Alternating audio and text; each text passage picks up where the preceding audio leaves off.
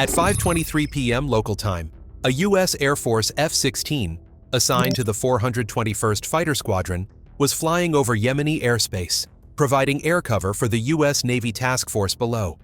The formation of warships was steadily moving along the coastline, and the skies appeared calm until everything changed in the blink of an eye.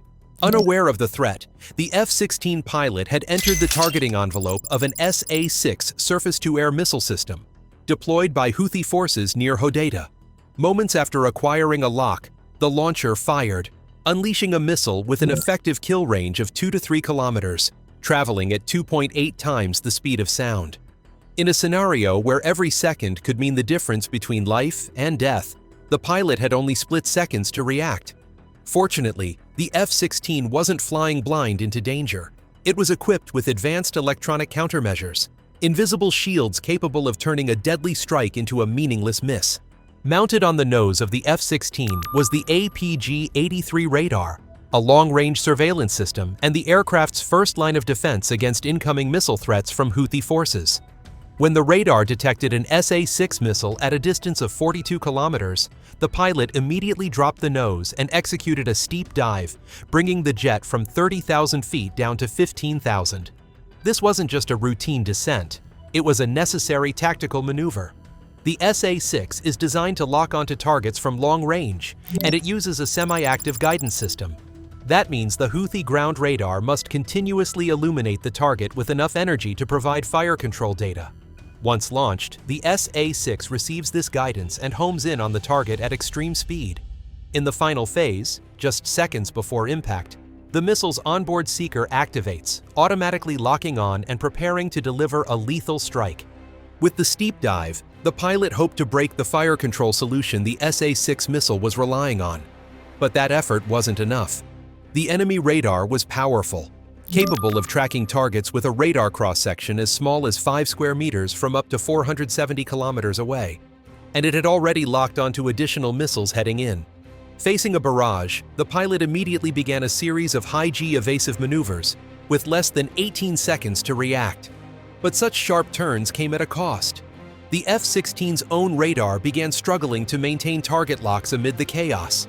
Although the system was designed to track up to 20 targets simultaneously, its performance degraded significantly, dropping to just 47% effectiveness when tracking objects outside a 60-degree scan arc.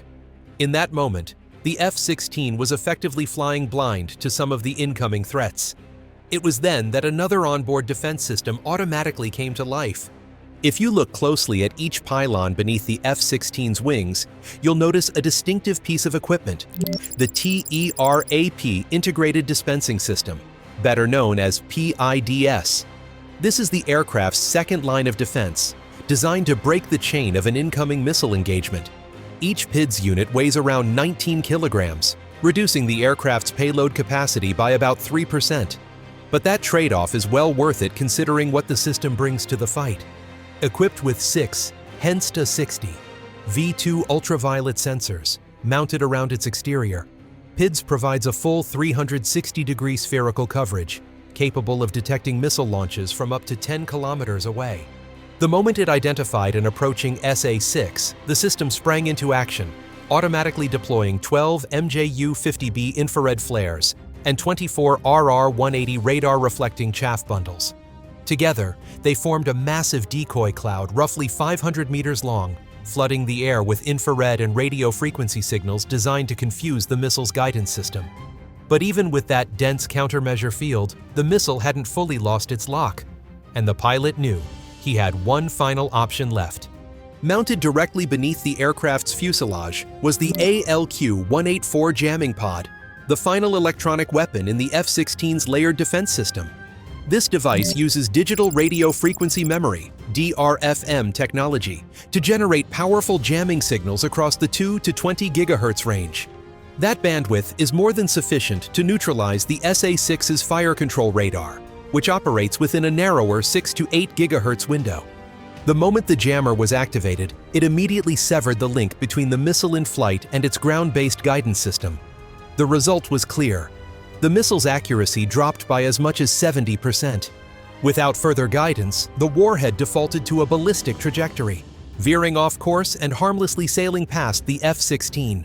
Just 44 minutes after the F-16 engagement, at 6:07 p.m., a U.S. MQ-9 Reaper drone took off from Cebeli Airfield in Djibouti. It was conducting a routine reconnaissance mission, flying roughly 80 kilometers northeast of Hodeidah. The Reaper's objective was to monitor Houthi supply convoys as they moved reinforcements toward frontline positions near a strategic town. But the Houthis weren't finished yet. Still frustrated by their failure to shoot down the F-16, enemy gunners decided to take another shot. Though the Reaper wasn't as heavily equipped as an F-16, it carried the Pandora missile warning system, capable of detecting threats from a distance. Just 8 seconds after detecting the launch of another SA-6, the drone responded immediately. Its AL-46-7 dispensing system was triggered to deploy countermeasures. Climbing rapidly past 15,000 feet, the Reaper maneuvered to shift its 30-degree dead zone beneath the fuselage out of the missile's engagement path. During the ascent, it launched 8 flares within just 4 seconds, creating a 300-square-meter decoy cloud designed to overwhelm and confuse the missile's guidance sensors. But technology has its limits. No system can keep defending forever. The MQ-9 Reaper drone can carry a maximum of 60 J-60B infrared flares and 120 RR-10 radar-reflecting chaff bundles, giving it the ability to withstand around 12 engagements per mission. However, if more than 75% of this countermeasure stock is used, the drone is required to abort its mission and return to base to avoid becoming defenseless. The decision to deploy these countermeasures isn't made by the drone itself, but relies on input from the ALR-69 radar warning receiver. This highly sensitive system can detect radar signals from SA-6 launchers across a wide 0.5 to 20 GHz spectrum, with angular accuracy down to just 1 degree at ranges up to 200 kilometers. Thanks to this advanced capability, the Reaper can respond within just 2 seconds of an enemy missile launch, fast enough to create a window of survival. This time, the ground control team issued the countermeasure release command in time, allowing the drone to evade a direct hit. Still, the Reaper didn't escape unscathed. Upon returning to base and undergoing a post-mission inspection, technicians discovered that its right wing had been pierced by multiple steel fragments from the SA-6's warhead. Fortunately, the damage wasn't critical. The drone was repaired quickly and made ready to return to action shortly thereafter. While this missile launch might have seemed like just another engagement in an ongoing war, in truth, it wasn't. It marked a turning point. The first time Houthi forces had the audacity to target a manned U.S. aircraft in the entire conflict. This wasn't a warning shot. It was a line crossed. And the U.S. response? It would set a new precedent, one that signaled a hard shift in how Washington would deal with threats in an increasingly volatile region. The attack sparked immediate outrage in both the Pentagon and the White House. A broad daylight strike on U.S. forces? That was unacceptable. President Donald Trump didn't hesitate. This wasn't a moment for restraint. This was a moment for clear, overwhelming retaliation. Less than 8 hours later, the USS Spruance, a guided missile destroyer, was ordered to close in on the Yemeni coast. Once it entered the launch box, the crew received encrypted firing orders from CENTCOM. There was no ambiguity, no room for delay. The command was simple: engage. Now. In most conventional strike missions, the U.S. Navy has long relied on the Tomahawk, a battle-proven cruise missile known for its long range and surgical precision. But this time, they went with something different. Bolder, less expected. They chose the SM-6. Each Arleigh Burke-class destroyer carries a diverse loadout inside its vertical launch system, VLS. Tomahawks for long-range strikes, SM-2s and ESSMs for air defense, anti-submarine rockets for subsurface threats, and the SM-6, often reserved as a last resort weapon for high-threat environments. On ballistic missile defense BMD-capable ships, the mix includes SM-3s as well, optimized for exo-atmospheric intercepts. But this wasn't just a tactical decision. Firing an SM-6 sent a message, a clear, unmistakable signal. The U.S. isn't just responding, it's raising the stakes. The SM-6 is one of the most advanced surface-to-air missiles in the Navy's arsenal, second only to the SM-3. It carries a 1,500-kilogram warhead, reaches speeds over Mach 3.5, and is notoriously difficult to intercept. Originally engineered for air defense, the missile has recently been quietly adapted to strike ground targets, a major evolution in naval warfare doctrine. Yes, its range is shorter than the Tomahawk's, a few hundred miles versus over 1,500, but it brings something the Tomahawk doesn't: blistering speed. And in today's threat environment, speed can mean the difference between success and failure. Despite having this ground strike capability for years, the Navy had never publicly fired an SM-6 in this role, until now. The Navy chose the SM-6 for one critical reason: the target was on the move. Satellite imagery confirmed that the SA-6 launcher and its IS-91 radar were last seen near the city of Hoda. But with a top speed of roughly 55 kilometers per hour, the launcher could have traveled hundreds of kilometers by the time the strike order came down. That made time the most valuable asset on the battlefield. Every second mattered. A delay of even a minute could mean the difference between a successful hit and a wasted shot. As soon as CENTCOM gave the green light, the USS Spruance surged forward at full speed, racing toward a designated launch basket in the southern Red Sea, a precise firing zone critical for missile alignment and trajectory. While the ship closed in, the combat operations team kicked into overdrive. They had less than 30 minutes to finalize the missile's flight path and approve the strike package. Because in real warfare, a missile doesn't fly in a straight line, like in the movies. That would be suicide. Too easy to detect, too easy to intercept.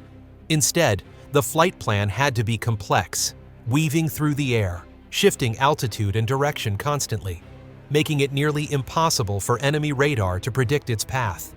Before launch, the crew had to pre-program a series of waypoints, sometimes dozens, guiding the missile to its first calculated checkpoint. From there, a classified mission library would take over, feeding the missile live data and adjusting its path in real time for maximum evasion and impact. At exactly 3:45 a.m., under the cover of the Red Sea's stillness, two SM-6 missiles roared out of the vertical launch cells aboard the USS Spruance. In just a few seconds, they were gone, silent streaks cutting through the darkness. But for the enemy, it was the beginning of a nightmare. The target lay only a few hundred miles away. At speeds exceeding Mach 3.5, the missiles would reach it in about 6 minutes, far too fast for Houthi air defenses to react. Despite having built a dense and layered air defense network, the Houthis were simply outmatched. Against the speed, altitude agility, and accuracy of the SM-6, their systems might as well have been made of cardboard. The missiles sliced through the sky with near zero resistance and slammed into the SA-6 launcher with devastating precision. Within the hour, reconnaissance aircraft confirmed what was already suspected. The target had been obliterated. Alongside it, 8 Houthi operators were taken off the board. But this strike was just the beginning. From 2014 to 2015, Houthi forces seized between 12 and 15 SA-6 launchers from Yemeni government stockpiles. And that's just what we know about. The real threat? It may still be out there, buried, mobile, and waiting. For over a decade, Iran has been quietly but deliberately fueling the Houthi war machine. Not with money, not with food, but with military technology. They've helped upgrade radar systems, outfitted missiles with modern seekers, and trained Houthi forces to use them with precision. The result? A militant group with a growing arsenal and the audacity to target American aircraft, assets once considered untouchable. For Washington, this could no longer be ignored. There had to be a response, not symbolic, not restrained, but decisive and unforgettable. The February 20th strike on a specific SA-6 launcher was just the beginning, the opening shot. The Navy made it clear. It was time for a message, one that wouldn't be misinterpreted. At exactly 6 p.m. local time, the deck of the USS Harry S. Truman shook with the roar of jet engines. The first of 4 waves of FA-18s lifted off into the evening sky, loaded for more than just a standard mission. Because this time, they weren't just carrying bombs, they were carrying a warning.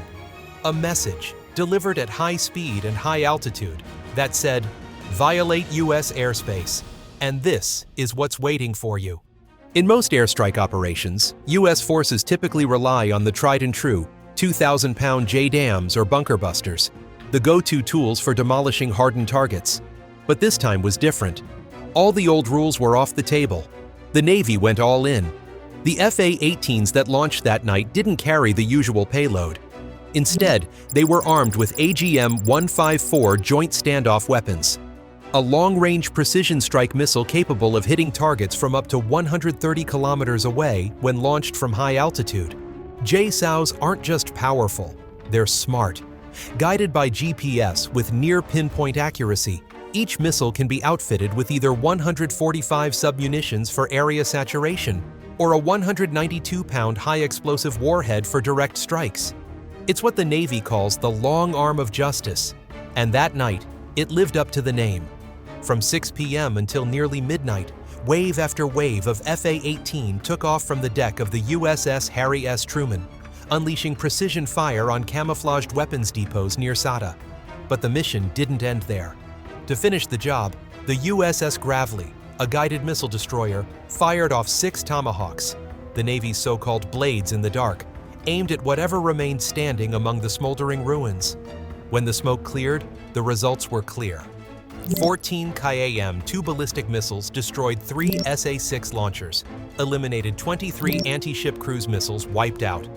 This wasn't just a strike, it was a systematic takedown of Houthi offensive capabilities. The airstrike dealt a serious blow, crippling much of the Houthis' ability to launch attacks by air or land. But make no mistake, this wasn't the end of the story. Their arsenal, though partially gutted, was not wiped out. What's left hasn't disappeared. It's still out there, hidden, mobile, and waiting for the right moment. Round 1 is over. Round 2 is only a matter of time.